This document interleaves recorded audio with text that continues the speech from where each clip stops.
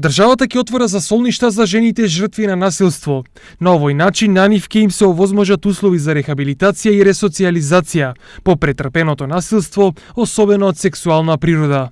Министерството за труд и социјална политика во координација со другите релевантни институции, Министерството за здравство ќе зборува за центрите за заштита од силување и интервентни центри, ние како Министерство за труд и социјална политика сме во процедура и подготовка за отварање на центар за заштита од сексуално насилство. Ова би значило сместување на жртви кои што преживеале сексуално насилство. Откако Министерството за здравство ќе си ги проследи Министерството за внатрешни сите процедури, да имаме каде да ги заштитиме жртвите и секако благодарение на UNDP ова ќе се случи уште во оваа година. Отворањето на засолништа се овозможува со потпишувањето на така наречената Истанбулска конвенција, која има за цел развивање рамка за координирано справување со насилството врз жените и девојчињата.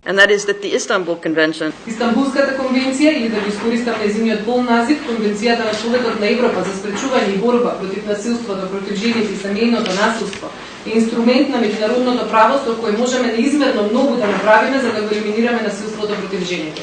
Во земјава нема точна анализа колку жени и девојки биле жртви на насилство, но глобалните показатели говорат дека секоја трета е всушност жртва на некаков вид насилство.